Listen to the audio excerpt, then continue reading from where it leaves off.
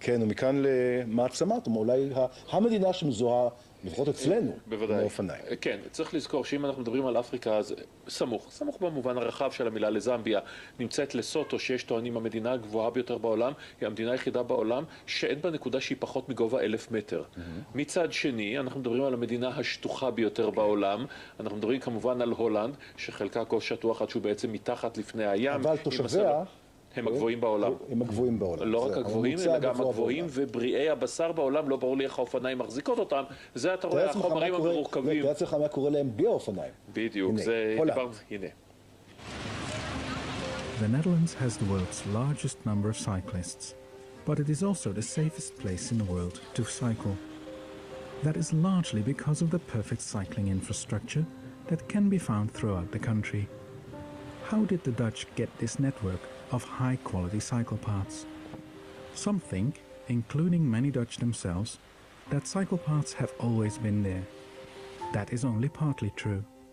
Yes, there were some cycle paths, but they were of an entirely different type than today. Narrow, of poor surface, dangerous or even absent at junctions, and not connected. And cycle paths weren't really necessary. Cyclists outnumbered other traffic by far. After World War II, everything changed. The Dutch had to rebuild their country, and they became incredibly wealthy. From 1948 to 1960, the average income got up by 44%, and by 1970, it was a staggering 222% more. People could now afford expensive goods, and from 1957 on especially, this led to many more cars in the streets. Streets of mostly old cities that were not built for cars. So buildings were demolished to make room for the car. Even some of the old cycling infrastructure was removed. City squares were turned into car parks. And new developments had huge roads for motorized traffic. The daily travel distance went from 3.9 kilometers in 1957 to 23.2 kilometers in 1975. But this progress came at a terrible cost. Cycling was marginalized, it decreased by 6% every year, and 3,300 lives were lost in 1971 alone. Over 400 of these deaths were children under the age of 14. The slaughter of kids caught people on the streets to protest. Stop the Child Murder called for safer streets for children as pedestrians and cyclists. Their calls were heard.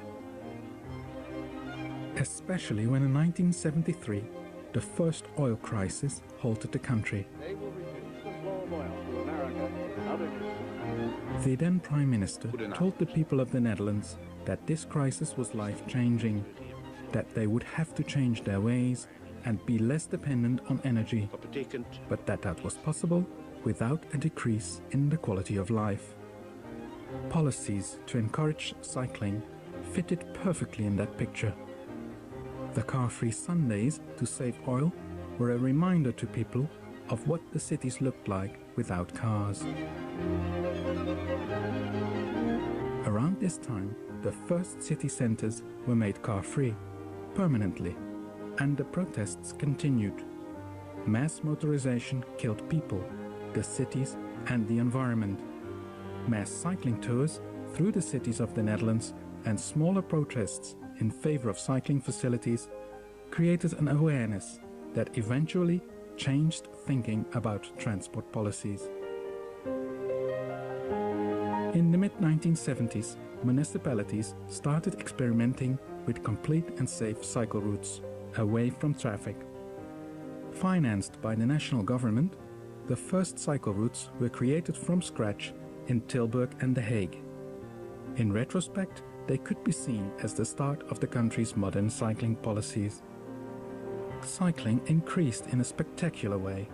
In The Hague by 30 to 60%, and in Tilburg by 75%. Build it and they will come proved true in the Netherlands.